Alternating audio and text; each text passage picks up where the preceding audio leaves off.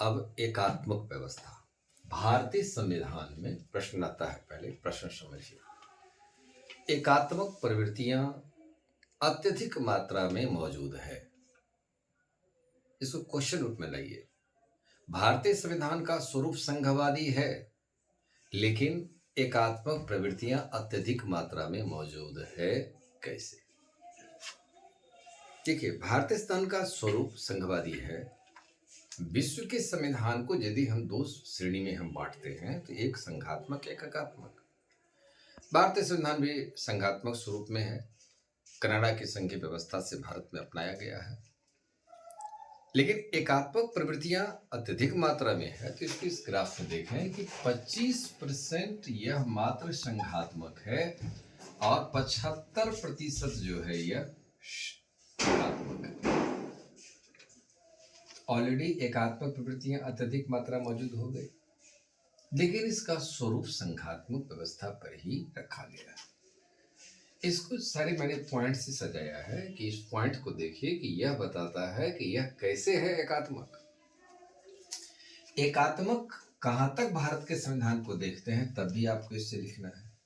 लेकिन जब कहता है कि भारतीय संविधान का स्वरूप संघात्मक है लेकिन एकात्मक प्रवृत्तियां अत्यधिक है, तो एकात्मक को पुष्टि करने के बाद संघात्मक को सिद्ध कर देना है और अंत में भारतीय संविधान को संघात्मक श्रेणी में ही रखना है।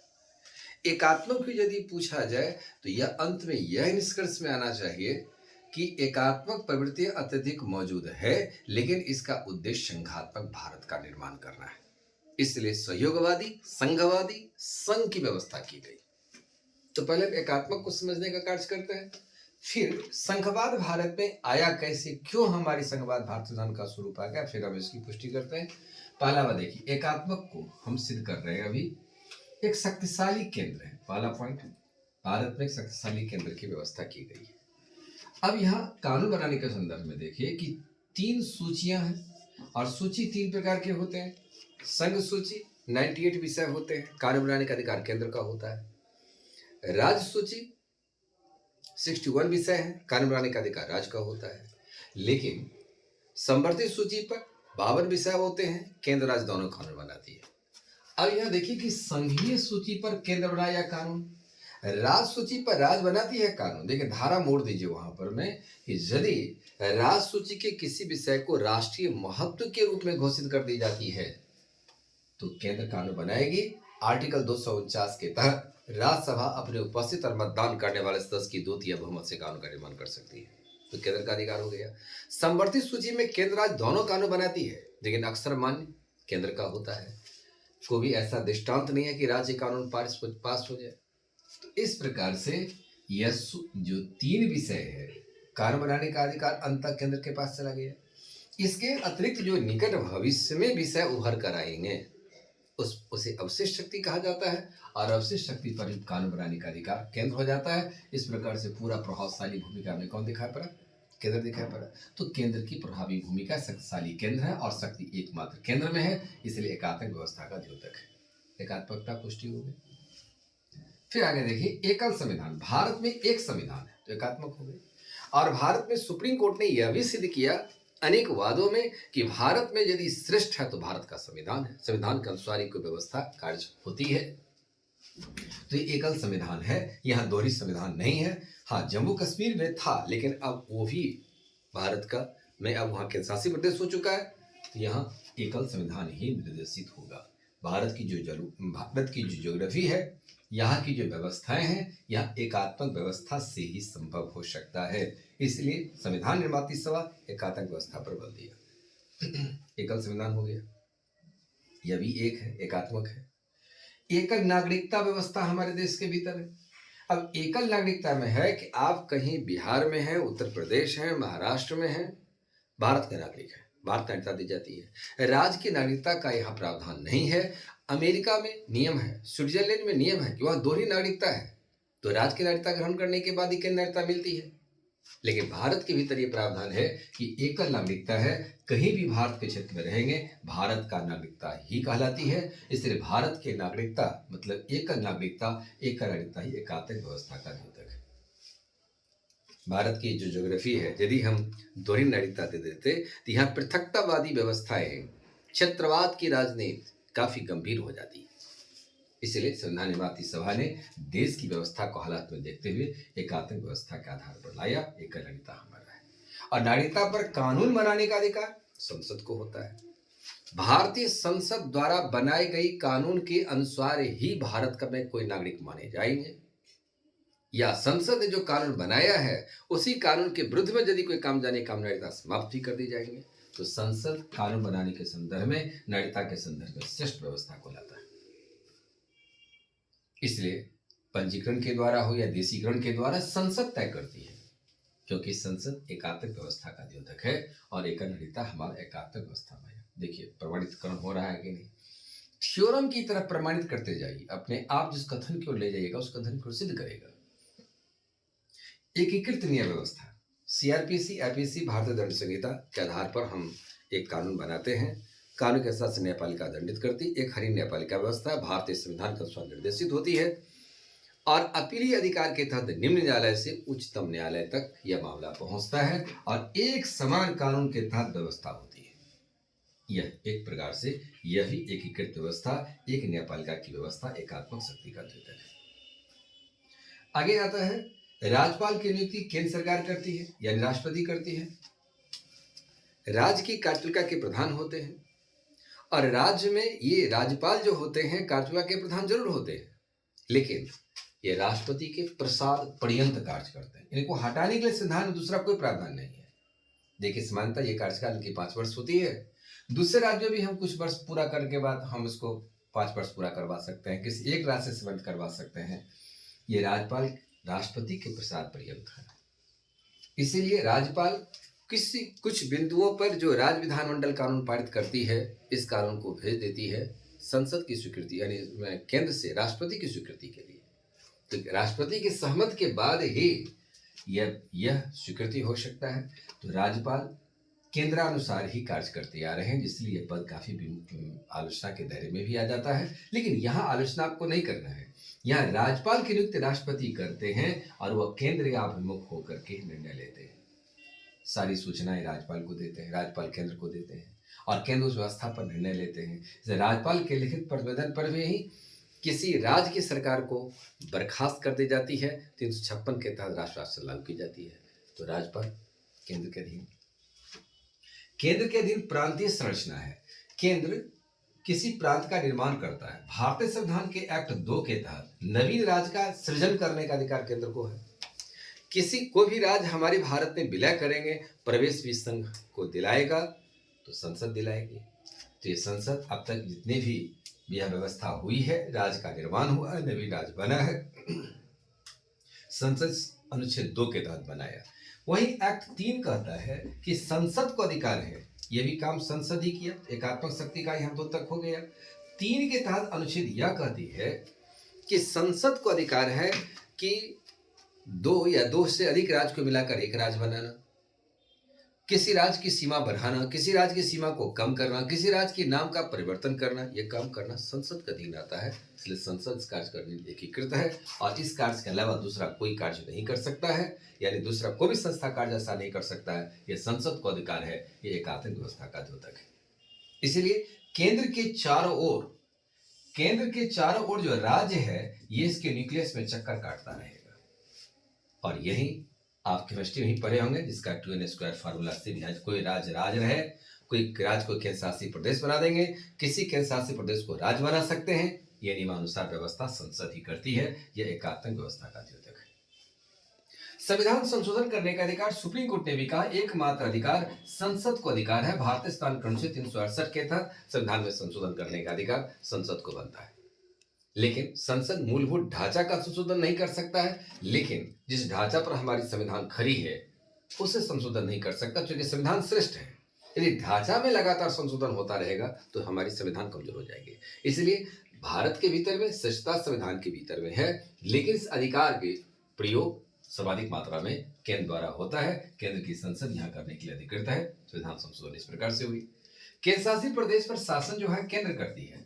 भारतीय संविधान के अनुच्छेद 239 के तहत केंद्र शासित प्रदेश में प्रशासक की नियुक्ति राष्ट्रपति करते हैं और ये राष्ट्रपति के प्रसाद पर्यंत भी होते हैं। यदि किसी केंद्र शासित प्रदेश में विधायिका नहीं है तो वहां संसद कानून बनाती है।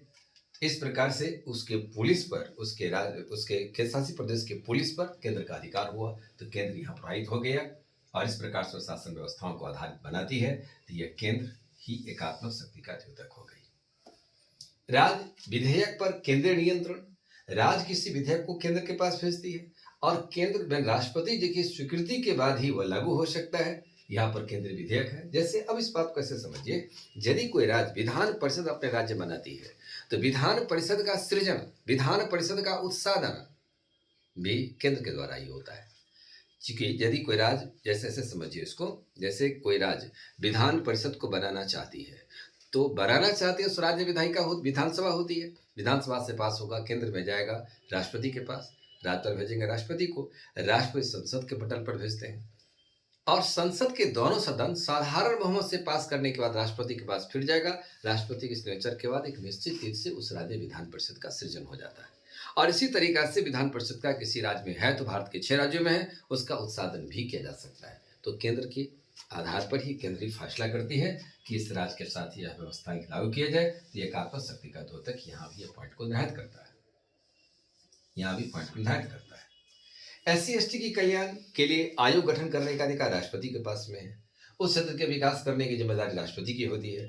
राष्ट्रपति वहां आयोग गठन करते हैं, समिति गठन करते हैं, तो SC/ST क्षेत्र के जो विधायक चुने जाते हैं उस समिति के आधे सदस्य होते हैं और वह SC/ST कल्याण की बात के लिए संसद के पटल पर रिपोर्ट रखती है, जहां संसद उसके सामने कार्य करती है। यह कार्य करने का अंतिम दायित्व भी संसद के पास में होता है।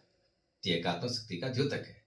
एक समान कर प्रणाली जिसको आपने GST के रूप में लागू किया गया और GST भारत में लागू हो चुका, इसका निर्धारण, उसकी प्रोविजन निर्माण करने का अधिकारी संसद को होता है। तो यह भी कर प्रणाली, वित्तीय व्यवस्था अभी एकात्मक व्यवस्था की ओर आ गया। परिषद विभिन्न प्रकार के होते हैं, अंतर्राज्यीय परिषद, क्षेत्रीय परिषद, राष्ट्रीय विकास परिषद। तो ये परिषद हो जाता है केंद्र राज्य को अलर्ट करने का, लेकिन अध्यक्षता केंद्र करती है। अब यदि कोई समस्या पर विचार करने की बात आ गई तो केंद्र का ही आएगा। जैसे क्षेत्रीय परिषद जिसका प्रधान केंद्रीय गृह मंत्री होते हैं, अंतर्राज्यीय परिषद जिसका प्रधान प्रधानमंत्री होते हैं, राष्ट्रीय विकास परिषद जिसका प्रधान प्रधानमंत्री होते हैं। तो इस प्रकार से यह एक व्यवस्था चक्र को ऐसा लाता है कि नियंत्रक महालेखा परीक्षक कैग की नियुक्ति भी राष्ट्रपति करते हैं। जो केंद्र में एक ही ये पद होता है, जो किसी राज्य के विभाग का भी गबन होती है तो उसकी जांच करते हैं, केंद्र के विभाग का भी जांच करते हैं, लोक लेखा समिति के में ये रह करके कार्य करते हैं। तो इस प्रकार से राष्ट्रपति किसी मंत्रालय की जांच करने के लिए कहते हैं तो राष्ट्रपति को रिपोर्ट देते हैं, राष्ट्रपति इस रिपोर्ट को संसद के पास में रखा जाता है। तो ये संवैधानिक प्रक्रियाएं हैं। तो इस प्रकार कैग किसी राज्य में भी दायरा करके राज्य की गमन होती है तो 2 प्रतिवेदन कैग बनाते हैं। एक राज्य का राज्यपाल को देते हैं, राज्यपाल विधानमंडल के पटल पर रखते हैं, दूसरा केंद्र में राष्ट्रपति को देते हैं तो संसद के पटल पर रखते हैं। तो इस प्रकार से यह कैग भी एक ही पद है जो देश में वित्तीय व्यवस्था का नियंत्रण करने का कार्य भी यही करते हैं और उसका परीक्षण करने, इसलिए नियंत्रक महालेखा परीक्षक इसे हिंदी में कहा जाता है, इंग्लिश में कंप्ट्रोलर ऑडिटर जनरल कहा जाता है।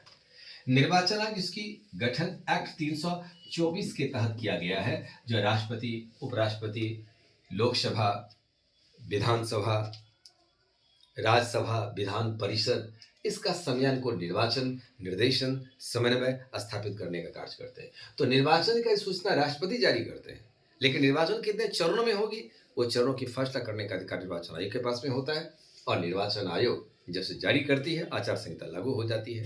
तो इस प्रकार से केंद्र निर्वाचन केंद्रीय विषय है और को भी राज्य में निर्वाचन आयोग है वो केंद्राभिमुख होकर, यानी केंद्र के निर्वाचन आयोग का अधीन ही कार्य करती है।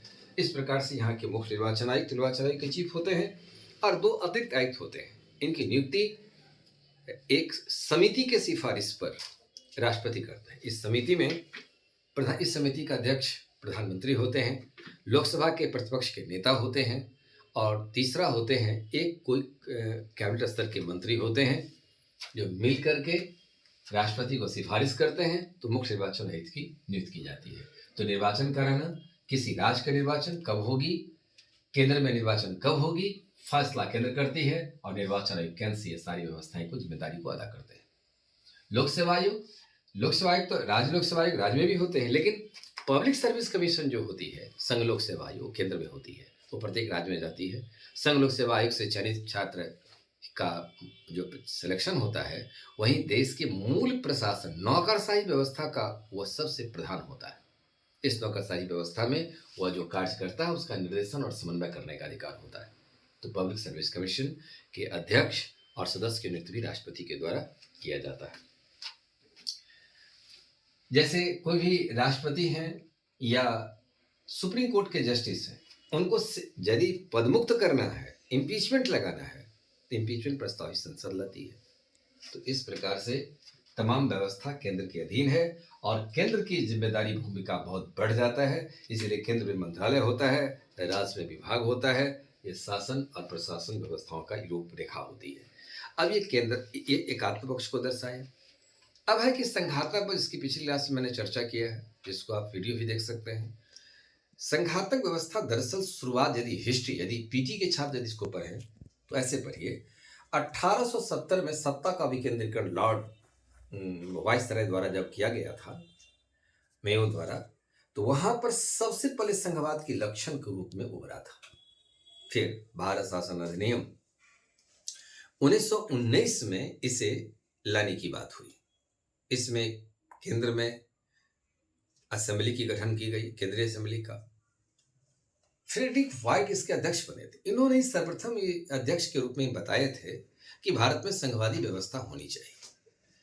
10 वर्ष पर कमीशन गठन करने की बात थी, तो 1927 में सैमन कमीशन जब गठन किया गया तो सैमन कमीशन ने इस पर बल दिया था। भारत शासन अधिनियम 1935 में जब लाया गया था, उससे पहले गोलमेज सम्मेलन हुई थी इसी संघवादी व्यवस्था पर चर्चा करने के लिए, लेकिन सभी भारत के राजनीतिक दल और नेताओं ने इस पर आमराय नहीं बन पाया। संघवादी व्यवस्था की रूपरेखा 1935 में फिर से एक बार आधार बनाया, लेकिन वह नहीं बन पाया। लेकिन जब देश सब आजाद हुआ तो संविधान निर्माती सभा ने ही सोचा था कि भारत में 600 देशी रियासत है, इसमें से 562 का विलय हुआ। राजा की सबसे पहले एक मंडल जब गठन किया गया था तो इस पर आम राय नहीं बन पाई थी। ऐसा लग रहा था कुछ राजा भारत से बाहर हो सकते हैं, लेकिन पटेल साहब का नेतृत्व बहुत बड़ी भूमिका के साथ था। उन्होंने विलय किया। जब राज्य के देशी रियासत के प्रतिनिधि भी भारत में शामिल हो गए तो भारत में संघवाद बनाने का दूसरा विकल्प नहीं था। धर्म, जाति, प्रदेश अलग अलग थी, तो इस विचारधारा में एक समानता, एक संघवाद की व्यवस्था ही लाया जा सकता था। इसलिए और दूसरी तरफ लोकतांत्रिक प्रणाली जब भारत के भीतर होगा तो संघवादी व्यवस्था को मजबूत करेगा। इसलिए संघवाद भारत संविधान के स्वरूप में लाई गई। संविधान निर्माती सभा ने अमेरिका, कनाडा और ऑस्ट्रेलिया की व्यवस्था को बड़ी ही बढ़िया से बेहतर तरीका से अध्ययन किया। अध्ययन करने के बाद निष्कर्ष निकाला कि संघवादी प्रतीक जो भारत की व्यवस्था है उसमें कनाडा प्रवृत्ति ही सबसे अधिक मौजूद दिख रही है, उसको हमें भारत में अपनाना चाहिए। तो यहाँ पर संविधान निर्माती सभा ने बिना किसी विवाद का स्वीकार कर लिया, जो देश में फलती हुई अभिभूत होते हुए आगे बढ़ रही है और भारत अपने संवैधानिक प्रभाव को बहुत ही बेहतर तरीका से चलाकर भारत एक विकसित व्यवस्था की ओर ले जाने का कार्य कर रहा है। संघवाद की व्यवस्था थी, तो संघवाद मात्रा कम है, लेकिन जितने सारे एकात्मक, जब आपको अंतिम बात के लिखने की बात आएगी तो सारे जो एकात्मक व्यवस्था जो आप देख रहे हैं, इस सभी का उद्देश्य संघवाद को पोषण करना है। यहाँ पर दिखाना है कि एकात्मक व्यवस्था अत्यधिक मात्रा में मौजूद है, लेकिन इसकी प्रवृत्तियां संघात्मक है। राष्ट्रपति तो एक होते हैं, एकात्मक हो गई, लेकिन 142 करोड़ के नागरिकों का वह सबसे बड़ा प्रधान है। इस संघीय कार्यपालिका के प्रधान होते हैं, सभी को पोषित करना है, सभी की इन्हें देखभाल करना है। इस प्रकार पद एक है, प्रधानमंत्री एक है, लेकिन बहुमत दल के नेता होते हैं। तो प्रधानमंत्री का भी कार्य है पूरे भारत में, देश में जनमानस में एकता स्थापित करने का, सामंजस्यता लाना। इसी प्रकार से भारतीय संसद की व्यवस्था भी बनाई गई है। प्रीवियस पेपर पूछे जाते हैं और ये महत्वपूर्ण प्रश्न है। तो बीपीएससी भी अक्सर संघात्मक या एकात्मक से क्वेश्चन उठाने का कार्य करती है, दोनों को मिलाकर क्वेश्चन पूछने की बात आती है।